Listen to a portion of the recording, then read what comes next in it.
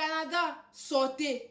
C'est avec une profonde détresse que je viens vous alerter sur la disparition de la jeune Nga Wendy Levana, âgée de 13 ans, qui est survenue samedi le 6 décembre à Montréal.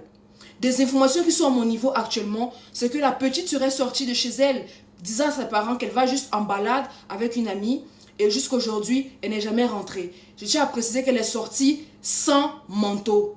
Et la photo qui est juste affichée là, c'est la même coiffure que la petite a jusqu'à présent. Les démarches qui ont été entamées, la police est saisie de l'affaire. Ils ont eu à interroger tout l'entourage de la petite Wendy, ses amis.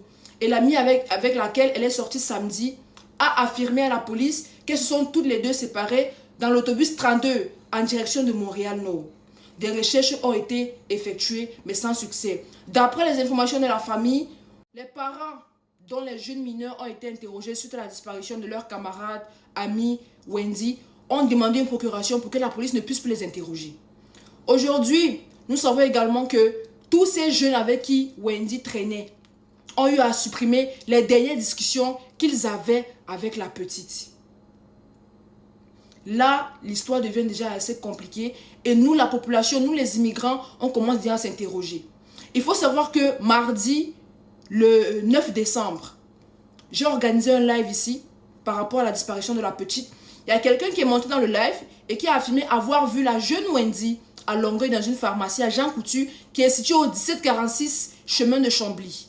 Les parents ayant eu l'information, se sont donc rendus à la pharmacie. Ils n'ont pas pu avoir les caméras de surveillance. L'histoire est remontée au niveau de la police et jusqu'à aujourd'hui, on n'a toujours pas de nouvelles concernant cette piste-là. Hier encore, j'ai eu à faire un live ici concernant la petite. Il y a une jeune qui est montée ici, disant l'avoir vue dans l'autobus 439 en direction de Montréal-Nord à 22 h précises. L'information n'a pas encore été remise aux parents. Je le ferai juste après cette vidéo. Mais on espère que la police pourra effectivement se saisir valablement de l'affaire et pourra prendre l'histoire en main. Aujourd'hui, j'appelle au patriotisme de tous. C'est une sœur, c'est une enfant, c'est une amie. Ça aurait pu être n'importe qui d'entre nous. J'appelle au patriotisme de tous mes frères créateurs de contenu, de toutes les personnes qui regarderont cette vidéo, de la republier au maximum, de la partager surtout et surtout de rester en alerte.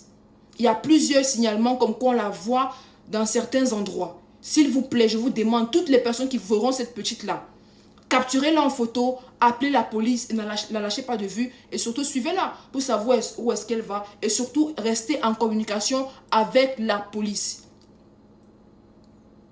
La question que moi, personnellement, je me pose et beaucoup d'autres immigrants se posent également par rapport à cette situation, c'est pourquoi est-ce qu'il n'y a pas eu d'alerte Amber samedi le 6 décembre. La petite Wendy est canadienne, elle est âgée de 13 ans et jusqu'à présent, elle n'est toujours pas rentrée à la maison. Pourquoi est-ce qu'il n'y a pas eu d'alerte Amber? Pourquoi les jeunes enfants qui ont été interrogés ont supprimé leur message? Qu'est-ce qui se trame derrière cette histoire? Et pourquoi la police ne fait pas un travail intense? Pourquoi la police semble appliquer une certaine légèreté dans cette histoire?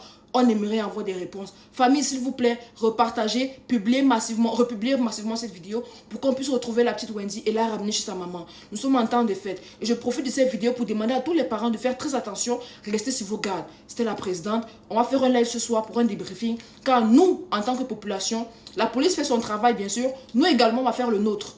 On va essayer vraiment de chercher de notre côté et on va essayer de mettre en place des stratégies pour retrouver la petite Wendy. C'était la présidente, portez-vous bien.